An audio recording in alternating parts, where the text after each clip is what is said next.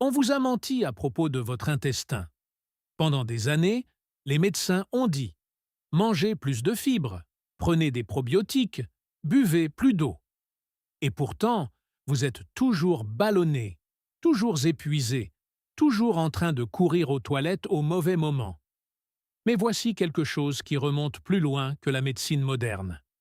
Des décennies avant que le mot microbiome ne soit courant, un homme nommé Dr Sebi, l'herboriste autodidacte et guérisseur naturel, s'est tenu devant des auditoires et a dit quelque chose que le courant dominant a refusé d'entendre. La maladie commence dans l'intestin, et l'intestin est plein de mucus et d'acides que personne n'aborde. Le docteur Sebi enseignait que la maladie commence dans l'intestin. Lorsque le mucus s'accumule dans le tube digestif, il compromet la capacité du corps à absorber les minéraux et à éliminer efficacement les déchets. La science moderne a maintenant un nom pour ce qu'il décrivait. Il l'appelle la dysbiose intestinale, la prolifération de bactéries nocives qui empoisonnent l'intestin de l'intérieur. Et voici la partie qui change tout. Si votre intestin est déjà envahi par des bactéries nocives, les fibres ne règlent pas le problème. En fait, elles l'alimentent. En mars 2025, une étude évaluée par des pairs et publiée dans le World Journal of Experimental Medicine a confirmé que la curcumine module directement la composition microbienne intestinale, déplaçant l'équilibre des bactéries inflammatoires nocives vers un écosystème plus sain et plus diversifié. Cela était basé sur une revue systématique de preuves cliniques humaines, pas de souris, mais d'humains.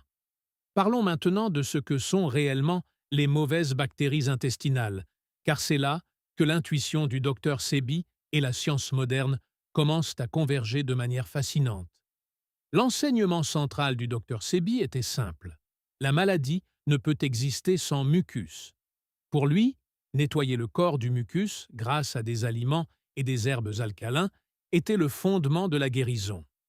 Il n'utilisait pas le langage des bactéries, de la dysbiose ou des lipopolysaccharides, mais ce qu'il décrivait, un environnement interne toxique, acide, congestionné et résistant à la guérison, correspond remarquablement bien à ce que la gastro-entérologie moderne appelle maintenant la dysbiose intestinale. Les deux changements nocifs les plus étudiés sont les suivants. Premièrement, une prolifération d'un groupe bactérien appelé Firmicutes, par rapport à un autre groupe appelé Bacteroidetes. Des recherches publiées dans Nutrients ont montré que les personnes ayant un rapport élevé de Firmicutes sur Bacteroidetes, ce que les scientifiques appellent la dysbiose intestinale, présentaient une inflammation accrue, une fonction de barrière intestinale compromise et un stockage de graisse plus important. En termes simples, votre intestin extrayait plus de calories de vos aliments et envoyait des signaux inflammatoires dans tout votre corps. Deuxièmement, vous avez l'apparition de pathogènes comme Clostridium histolyticum et de bactéries gram-négatives, telles que certaines souches d'Escherichia. Ces bactéries produisent des toxines et une molécule appelée lipopolysaccharide, ou LPS, qui peut s'échapper à travers une paroi intestinale endommagée directement dans votre circulation sanguine. Les scientifiques appellent cela l'intestin perméable ou l'hyperperméabilité intestinale. Et une fois que le LPS pénètre dans votre circulation, il déclenche une inflammation systémique, qui est en réalité le moteur principal de conditions allant du syndrome métabolique au brouillard cérébral, en passant par les douleurs articulaires. C'est exactement le genre d'environnement interne toxique contre lequel le docteur Sebi a passé sa carrière à avertir les gens. Il l'appelait mucus et acidité. La science l'appelle endotoxémie et dysbiose. La description est différente, mais le terrain qu'elle désigne est le même. Et honnêtement, c'est précisément pourquoi les fibres seules ne suffisent pas. Si votre intestin est déjà colonisé par des bactéries nocives, vous ne faites que leur donner plus de carburant pour se développer. Alors, comment la curcumine y remédie-t-elle? La curcumine agit via un mécanisme que les scientifiques appellent l'activité antimicrobienne sélective. Cela signifie qu'elle supprime les bactéries nocives sans éliminer les bénéfiques. C'est fondamentalement différent des antibiotiques, qui tuent les bactéries sans discernement, bonnes et mauvaises. Une étude de 2021 publiée dans Scientific Reports de Singapour a révélé qu'une seule portion d'épices mélangées contenant du curcuma supprimait de manière significative la prolifération nocive des bactéroïdetes et augmentait en même temps les bifidobacterium, qui est l'une des souches bactériennes les plus protectrices de l'intestin humain. L'effet était dose dépendant.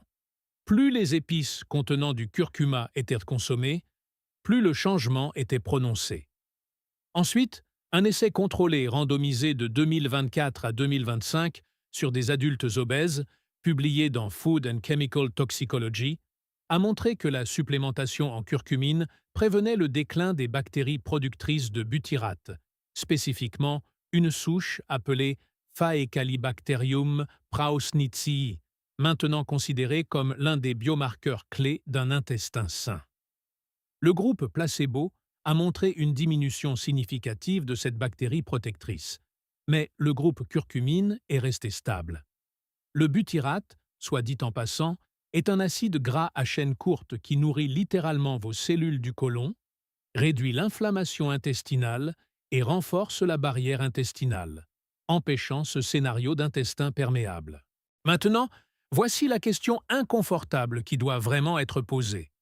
Pourquoi nous dit-on encore de manger plus de fibres alors que cela ne fonctionne clairement pas pour tant de gens? Voici la réponse honnête. Les recommandations en matière de fibres alimentaires étaient, pour la plupart, basées sur des données de population de personnes ayant un microbiome intestinal sain et équilibré. Pour ces personnes, oui, les fibres solubles sont excellentes. Elles nourrissent les bonnes bactéries et maintiennent un bon transit. Mais pour les 30% à 40% estimés de la population mondiale vivant avec un certain degré de dysbiose intestinale, les fibres fermentées par les mauvaises bactéries produisent un excès de gaz, des ballonnements et même plus d'endotoxines. Une revue de 2022 dans Food Chemistry a noté que les herbes culinaires et les épices, y compris le curcuma, pourraient en fait préparer l'environnement intestinal avant l'introduction des fibres, rendant les fibres beaucoup plus efficaces une fois que les bactéries nocives ont été supprimées. Ce n'est donc pas que les fibres sont mauvaises, c'est juste que pour beaucoup de gens, l'ordre compte. La curcumine d'abord, les fibres ensuite. Alors, maintenant vous savez ce que la curcumine fait à vos bactéries intestinales. Mais, vous savez, savoir et faire sont deux choses entièrement différentes. Et c'est là que la plupart des gens se trompent. Commençons par la principale raison pour laquelle la plupart des gens qui essaient le curcuma ne voient pas de résultats réels. Le problème de la biodisponibilité. Et la solution simple. La curcumine, seule, a une biodisponibilité notoirement faible. Votre corps n'en absorbe presque aucune lorsqu'elle est prise isolément. 3 erreurs qui aggravent la dysbiose intestinale. Erreur numéro 1. Prendre de la curcumine à jeun. Des doses élevées de curcumine sans nourriture peuvent provoquer une irritation gastrique chez les personnes sensibles. Prenez-la donc toujours avec ou après un repas contenant des graisses. Erreur numéro 2. S'attendre à des résultats du jour au lendemain. La recherche montre que des changements significatifs dans la composition du microbiote intestinal commencent à apparaître après 2 semaines. Les changements les plus importants se produisant entre 4 et 8 semaines d'utilisation quotidienne constante. Erreur numéro 3. Poursuivre un régime riche en sucre et ultra transformé tout en s'attendant à ce que la curcumine compense. La curcumine est extraordinairement puissante, mais elle ne peut pas compenser un régime qui nourrit continuellement les bactéries nocives. Le sucre, les glucides raffinés et les émulsifiants présents dans les aliments transformés favorisent activement la dysbiose. La curcumine fonctionne mieux dans le cadre d'un régime alimentaire global favorable à l'intestin, et non comme un pansement sur des fondations brisées. La connexion intestin-cerveau. Pourquoi cela affecte plus que la digestion? Voici quelque chose qui n'est pas suffisamment discuté, Et cela renvoie directement à ce que le docteur Sebi soulignait lorsqu'il parlait de l'intestin comme le centre névralgique du corps. Il considérait le système digestif comme le centre névralgique du corps, où la toxicité commence et où la guérison doit démarrer. Et il avait raison, mais pas de la manière dont il l'a formulé. L'état de vos bactéries intestinales influence directement votre humeur, votre cognition et votre santé mentale via ce que les scientifiques appellent maintenant l'axe intestin-cerveau. Une revue systématique de 2025 a révélé que la dysbiose, spécifiquement le déclin des souches de Lactobacillus et de Bifidobacterium, est étroitement liée à une augmentation de la perméabilité intestinale, ce qui permet aux toxines bactériennes que nous avons mentionnées précédemment d'atteindre le cerveau via la circulation sanguine, déclenchant une neuroinflammation. C'est pourquoi les personnes ayant des microbiomes intestinaux chroniquement perturbés rapportent si souvent des symptômes qui semblent n'avoir rien à voir avec la digestion. Anxiété persistante, humeur basse, mauvaise concentration, fatigue mentale et ce que beaucoup de gens appellent le brouillard cérébral. Et dans de multiples études, il a été démontré que la curcumine traverse la barrière hémato-encéphalique et exerce des effets neuroprotecteurs directs, en partie en assainissant d'abord l'environnement intestinal qui était à l'origine de l'inflammation. Alors, qu'en est-il des autres épices? Le curcuma est sans aucun doute l'acteur principal ici, mais ce n'est pas le seul. Des recherches de l'Institut Biocodex Microbiota, publiées en 2024, ont montré que la capsaïcine, le composé actif des piments, augmentait également la diversité bactérienne intestinale dans des études en laboratoire et améliorait la production d'acide butyrique. Le gingembre aussi, avec ses composés actifs gingérol et chogaol, a été montré dans des études pour supprimer H. pylori et inhiber la croissance de plusieurs pathogènes gram-négatifs. Au déjeuner ou au dîner, cuisinez simplement avec du curcuma dans le cadre de votre préparation de repas habituels. Et n'oubliez pas d'ajouter une pincée de poivre noir à chaque plat contenant du curcuma. Cela double pratiquement la curcumine fonctionnelle que vous recevez tout au long de la journée sans supplémentation supplémentaire, simplement par la cuisine quotidienne.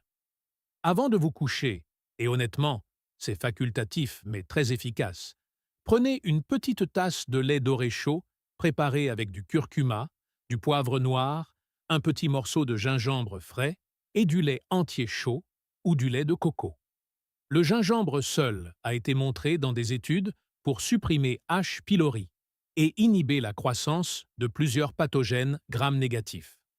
Combiné au curcuma la nuit, il agit silencieusement pendant que votre intestin subit son cycle de réparation naturelle pendant la nuit. Maintenant, voici la seule combinaison alimentaire que vous voulez vraiment éviter si vous prenez de la curcumine pour la santé intestinale. Évitez de la combiner avec des suppléments de fer à forte dose au même moment de la journée. La curcumine a en fait des propriétés chélateuses du fer, ce qui signifie qu'elle se lie au fer et peut réduire son absorption lorsqu'ils sont pris ensemble. De plus, essayez de ne pas avaler le curcuma avec de grandes quantités de liquide froid immédiatement. L'absorption des graisses fonctionne mieux à des températures plus chaudes. À quoi s'attendre? Un calendrier réaliste. Au cours des 1 à 3 premiers jours, vous pourriez remarquer une activité digestive initiale. Peut-être un léger gaz ou des changements dans vos selles à mesure que l'équilibre microbien commence à changer. À la fin de la première semaine, beaucoup de gens signalent moins de ballonnements, une meilleure régularité et même des niveaux d'énergie légèrement plus stables. Au bout de 2 semaines, des études scientifiques montrent en fait des changements mesurables dans la composition de votre microbiome. De la 3e à la 8e semaine, c'est vraiment là que les changements les plus significatifs apparaissent, surtout si vous continuez à le faire de manière constante. Beaucoup de gens disent remarquer moins de brouillard cérébral, une humeur plus stable, une peau plus claire, une meilleure immunité et, honnêtement, le genre de digestion confortable et constante qu'ils n'ont peut-être pas ressenti depuis des années. Le tableau d'ensemble est assez intéressant.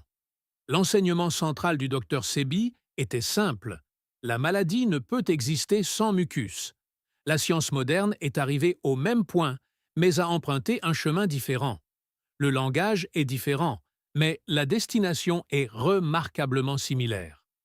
L'environnement de votre intestin détermine votre santé, et la bonne nouvelle est que cela peut être changé. Et contrairement au protocole de suppléments coûteux, le curcuma ne coûte presque rien. La science a enfin rattrapé ce que la médecine traditionnelle savait déjà. La seule question maintenant est de savoir si vous agirez en conséquence. Petit récapitulatif avant de partir. Le problème? La dysbiose intestinale. La solution? La curcumine du curcuma avec du poivre noir et de la graisse. La preuve? Une augmentation de 69% des espèces bactériennes intestinales. Le protocole? 500 à 1000 mg par jour. Si ces informations ont changé votre façon de voir votre santé et les vérités cachées de l'intestin, veuillez vous abonner à la chaîne et aimer cette vidéo. Nous mettons au jour l'histoire et la science vitale qui ont longtemps été ignorées. Cultivons ensemble un avenir plus sain. La prochaine avancée en matière de bien-être sera bientôt révélée.